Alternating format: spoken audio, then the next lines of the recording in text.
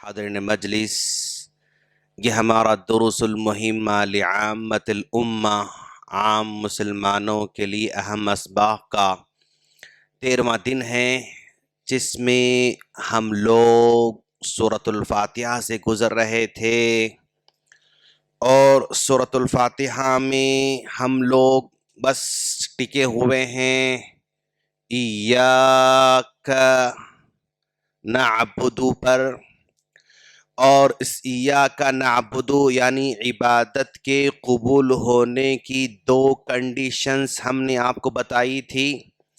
پہلی کنڈیشن اخلاص کا ہونا ضروری ہے، اور دوسری کنڈیشن وہ عمل سنت کے مطابق ہونا ضروری ہے۔ اگر یہ دونوں کنڈیشنز کسی عبادت میں پائی جاتی ہیں تو ہی قبول ہو سکتی ہیں، ادروائز قبول ہونے کا چانس اس میں کہیں بھی نہیں پایا جاتا۔ یہ ہم نے پچھلے درس میں بتایا تھا۔ اور یہ دونوں کی دونوں کنڈیشنز اگر ہوں تو چھوٹے سے چھوٹا عمل بھی وزن میں بہت زیادہ ہو جاتا ہے، اور اگر یہ نہ ہوں تو بڑے سے بڑا عمل بھی ہلکا ہو جاتا ہے۔ خوش نصیبی کی بات یہ ہے کہ اللہ تبارک و تعالی کل قیامت کے دن ہمارے اعمال کو تولنے والا ہے اور کاؤنٹ کرنے والا نہیں ہے، کاؤنٹ کرنے والا نہیں ہے۔ یعنی اگر کاؤنٹ کرے تو زیادہ عمل ہو تو کامیاب ہو سکتا ہے، کم عمل کرنے والا کامیاب نہیں ہو سکتا ہے۔ تو یہاں پر اللہ تعالیٰ تولنے والا ہے، کاؤنٹ کرنے والا نہیں ہے۔ اب ذرا دیکھیں کیسے تولا جاتا ہے، اور چھوٹا عمل بھی کیسے بڑا بن جاتا ہے، اور بڑا عمل بھی چھوٹا کیسا بن جاتا ہے۔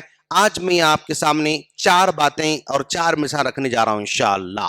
تو ذرا دیکھیں آپ کہ بھائی وہ 2 کنڈیشنز اگر ہوں تو، اگر وہ 2 کنڈیشنز اگر ہوں تو کیا ہو جائے گا؟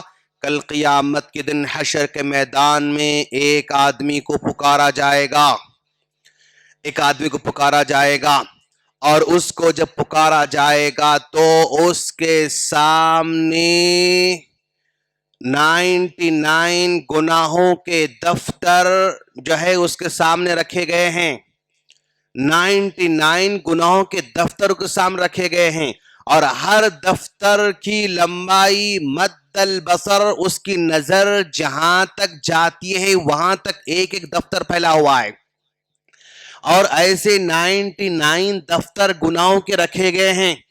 اس آدمی سے اللہ تعالیٰ سوال کرے گا الک حسنہ، بندے تیرے پاس کوئی نیکی وغیرہ ہے کیا؟ مطلب اتنے گناہوں کے دفتر لے کر میرے پاس آ گئے، کوئی نیکی وغیرہ ہے کیا؟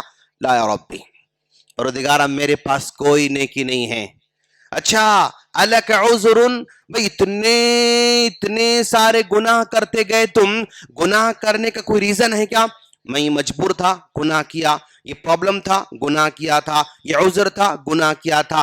کیا تمہارے گناہ کو جسٹیفائی کرنے کے لیے کوئی عذر ہے، کوئی مجبوری تھی، کوئی مشکل تھی جو اتنے گناہ کر کے میرے پاس آئے ہو؟ تو بندہ کہے گا لا یا ربی، پروردگارا میرے پاس کوئی عذر بھی نہیں، کوئی ریزن بھی نہیں، کچھ بھی نہیں۔ تو اللہ کہے گا وَلَكَ عِنْدَنَا حَسَنَةٌ، تمہاری ایک نیکی ہمارے پاس ہے، اور وہ نیکی وزن میں اس قدر زیادہ ہے، ذرا تم جا کے تول کے دیکھو۔ تو اللہ تبارک و تعالی اس بندے کو ایک چھوٹی سی پرچی دے گا، ایک چھوٹی سی پرچی دے گا، اور اسے کہے گا کہ جاؤ اپنی پرچی کو اپنے ترازو میں جا کے ڈال دو۔ ایک ترازو کے پلڑے میں 99 گناہوں کے دفتر رکھے گئے ہیں، اور اللہ کہتا کہ یہ پرچی کو لے کر جاؤ ترازو میں رکھو۔ تو بندہ کہے گا کہ اے اللہ، اتنے گناہوں کے سامنے چھوٹی پرچی کیا کام آ سکتی ہے؟ جاؤ تو صحیح، پلڑے پہ رکھو تو صحیح۔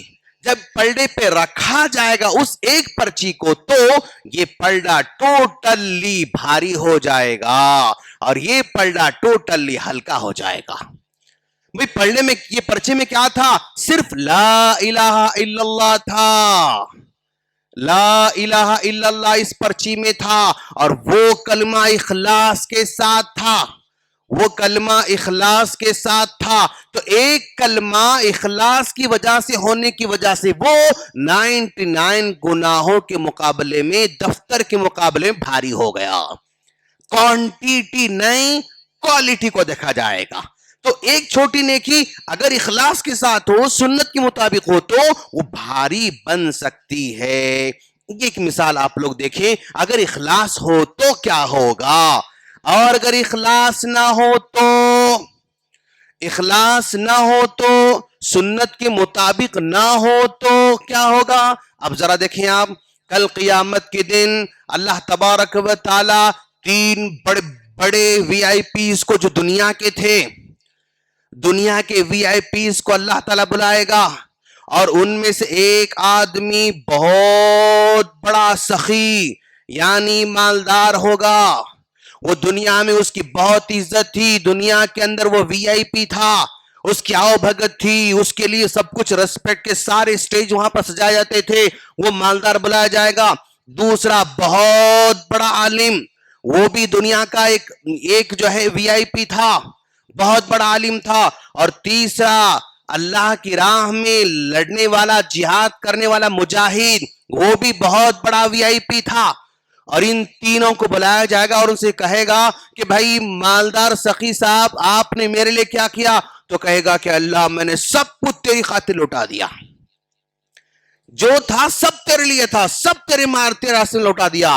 तो अल्लाह कहेगा कि तेरे दिल में एक इरादा था कि मेरे माल की वजह से, ज़कात की वजह से लोग मेरी तारीफ करें, मेरी आवभगत करें, मेरी जो है मेरा सम्मान करें, ये तुम्हारे दिल में था। यानी जो दो कंडीशंस हैं, यानी एक इखलास की और सुन्नत के मुताबिक की, वो इसमें से एक कंडीशन नहीं थी। कौन सी? ये पहली कंडीशन उसके पास नहीं थी, पहली कंडीशन नहीं थी। एक कंडीशन ना होने की वजह से जिंदगी में जितना भी माल अल्लाह के रास्ते में खर्च किया, वो सारा का सारा माल खत्म हो गया, और उसको सीधे हेल फायर में दाखिल कर दिया जाएगा, उसको जहन्नम में दाखिल कर दिया जाएगा। अमल बहुत ज्यादा है लेकिन इखलास नहीं है। और ये साहब, आलिम साहब, आपने क्या किया? आपने क्या कारनामा अंजाम दिया? अल्लाह, मैं तेरी खातिर रात दिन तेरा काम करता रहा। अल्लाह कहेगा कि ठीक है, तूने किया, लेकिन तेरे माइंड में भी, तेरे दिल में भी इखलास नहीं था। तारीफ थी, आवभगत थी, सम्मान था, दुनिया में मिल चुका, लोगों ने तुमको बहुत बड़ा आलिम तो समझ लिया, तारीफ की, लेकिन इखलास ना होने की वजह से तुम्हारा अंजाम भी इनके साथ ही यहां पर जाने वाला है। सेम मुजाहिद का मसला भी वैसे ही होगा। अमल बहुत ज्यादा था लेकिन इखलास नहीं था। इखलास ना हो तो अमल कितना भी हो वो काबिल कबूल नहीं हो सकता है। इखलास ना हो तो सारा अमल जाए। अच्छा भाई, अगर इखलास तो है लेकिन सुन्नत के मुताबिक नहीं है। अब जरा देखो आप, वो भी तीन लोग हैं। कैसे मिसालें देखो, अल्लाह का रसूल किस तरह जो है लेकर आ रहे हैं। वो भी तीन लोग हैं, तीन सहाबा कराम हैं जिन्होंने नबी पर ईमान लाया, जिन्होंने नबी को देखा, कलमा पढ़ा। और ऐसे तीन सहाबा नबी के पास आते हैं, यानी नबी के घर को आते हैं, नबी के घर को आते हैं एक सवाल करने के लिए। और उस वक्त अल्लाह के रसूल घर में नहीं थे, अज़वाज मुत्तहरात घर में थे। तो एक आदमी ने कहा कि अल्लाह के रसूल सल्लल्लाहु अलैहि वसल्लम कैसे अमल करते हैं। उन्होंने भी पूछा, उन्होंने पूछा, तो अज़वाज मुत्तहरात ने बता दिया, ऐसा ऐसा ऐसा अमल करते हैं। तो इन तीनों ने उस अमल को कान्हुम तकालुहा, अरे रे रे रे रे रे, इतना थोड़ा नबी अमल करते हैं। कोई बात नहीं, चूंकि नबी के अगले पिछले सारे गुनाह माफ हो चुके हैं इसलिए वो थोड़ा अमल करते हैं। हम तो गुनहगार बंदे, अगर हम थोड़ा अमल करेंगे तो अमल चलने वाला नहीं है। एक ने कहा कि भाई मैं जिंदगी भर निकाह नहीं करूंगा, मैं जिंदगी भर निकाह ही नहीं करूंगा। क्यों? निकाह करो तो जिम्मेदारी, काम, बच्चे, बीवी, फुला फुला फुला फुला, ये झंझाट नहीं चाहिए मुझे। निकाह नहीं करूंगा, सिर्फ और सिर्फ इबादत करता रहूंगा, सिर्फ और सिर्फ इबादत करता रहूंगा। अच्छा, दूसरे ने कहा मैं जिंदगी भर रोजा रखता रहूंगा, मैं जिंदगी भर रोजा रखता रहूं, कभी छोड़ूंगा नहीं।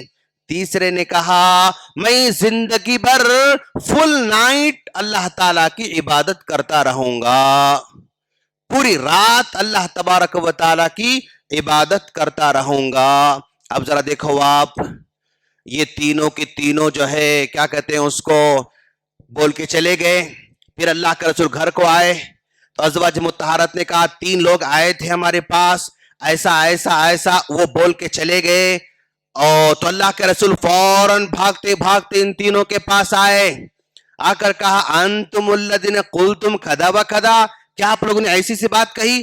हाँ, अल्लाह के रसूल ने से कहा है, आपके अमल को हमने छोटा समझा, आपके सारे गुनाह माफ हैं और हम थोड़ा अमल नहीं चलने वाला है। तो अल्लाह के रसूल ने कहा मैं निकाह करता हूं, मैं रोजा रखता भी हूं, छोड़ता भी हूं, मैं रात में नमाज पढ़ता भी हूं और सोता भी रहता हूं। अगर तुम लोग मेरे तरीके के मुताबिक नहीं चलोगे तो तुम्हारा कोई अमल काबिल कबूल नहीं हो सकता है।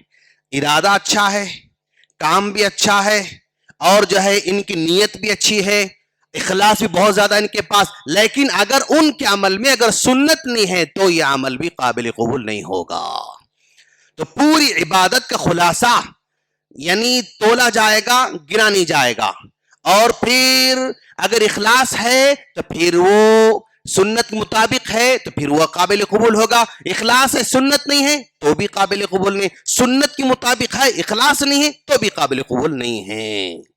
तो ये यानी इबादत में 2 अंसर को याद रखना है। इबादत जितनी भी करो इखलास होना जरूरी है, सुन्नत के मुताबिक होना जरूरी है। थोड़ी भी करोगे तो फिर जन्नत में जा सकते हैं इंशाअल्लाह। अगर सुन्नत नहीं है, इखलास नहीं है, ज्यादा अमल कर रहे हैं, तब भी हमारा अमल काबिल कबूल नहीं हो सकता। ये 2-3 बातें हम याद रखने की जरूरत है। हम अल्लाह से दुआ करते हैं अल्लाह ताला हम तमाम के दिलों में इखलास पैदा फरमाए और हमारे अमल को सुन्नत के मुताबिक करने की तौफीक अता फरमाए। आमीन। अस्सलामु अलैकुम व रहमतुल्लाहि व बरकातुहू।